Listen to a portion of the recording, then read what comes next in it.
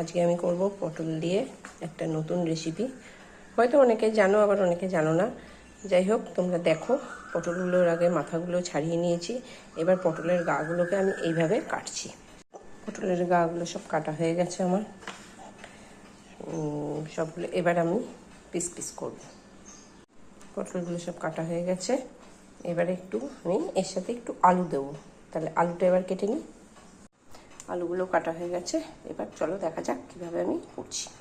কড়াইয়ে তেল গরম হয়ে গেছে, পুরো ধোঁয়া উঠছে। এবার আমি পটল দেখতেই পাচ্ছি, খানিকটা হলুদ দিয়ে দিয়েছি। এবার একটু নুন দিয়ে দিলাম, দিয়ে পটলগুলোকে একটু ভাজতে থাকবো। এরপর কড়াইয়ে আলুটা ভেজে নেব। এবার একটু এর মধ্যে নুন হলুদ অ্যাড করবো। পটলগুলো দেওয়া আছে নুন হলুদ। এবার কড়াইয়ে আলুটা ভেজে নিচ্ছি। পটলটা ভাজা হয়ে গেছে, এটা রেখে দিয়েছি একটা পাত্রে। এবার দেখো, নুন হলুদ অ্যাড করে দিয়েছি। এবার একটু নেড়ে করে ভেজে ভাজা ভাজা করে নেবো আলু দিয়ে। পেঁয়াজ দিয়ে দেবো। ভাজা ভাজা হচ্ছে, ভাজতে দেখছি কষ্ট হবে। তারপরে আমি টমেটো, ধনে, জিরে, আদা আর লঙ্কা বাটার পেস্ট করে রেখেছি, সেটাই পরে দেবো। টমেটো দেবো, রসুনটা বেটে দেবো। ঠিক আছে, আমি আলুটা ভেজে রেখে দিয়েছি পটলের সাথে। এবার মিক্সিতে আমি রসুনটা পেস্ট করে নিচ্ছি।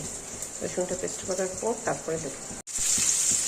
রসুনটা বাটা হয়ে গেছে। আর এখানে একটা পেস্ট তোমাদের বললাম, জিরে, ধনে, আদা, লঙ্কার পেস্ট করে রেখেছি, সেটা এবার এর মধ্যে দেবো আস্তে আস্তে।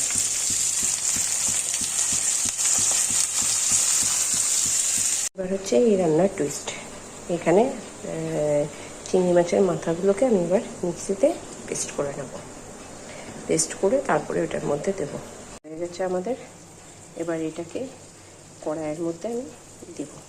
এই রান্নার এই মাথাটা চিংড়ি মাছ দিচ্ছি না, কিন্তু চিংড়ি মাছের মাথাটা দিয়ে করছি, তাতেই অপূর্ব স্বাদ হয়। পটল মাথা বাটা, চিংড়ি মাথা বাটা পটল।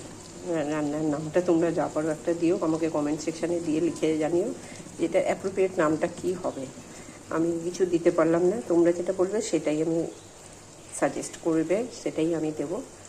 তো চলো দেখা যাক। তারপর আমি একটু হলুদ, চিনি আর নুন দিয়ে দিয়েছি। মশলাটা কষে নিচ্ছি ভালো করে।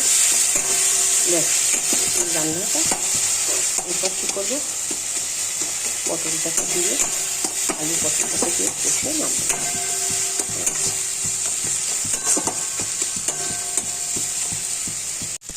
এবার পটল আর আলুটা দিয়ে ভালো করে কষতে থাকবে।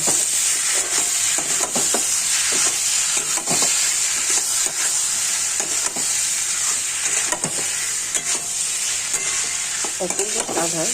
তোমরা একটা সবাই ঘরে বানিয়ে খেও। আর অবশ্যই কমেন্ট সেকশানে নামটা আমাকে লিখে পাঠিও, এটা অ্যাপ্রোপ্রিয়েট নাম কী হওয়া উচিত। আমি কিন্তু কোনো নাম খুঁজে পেলাম না।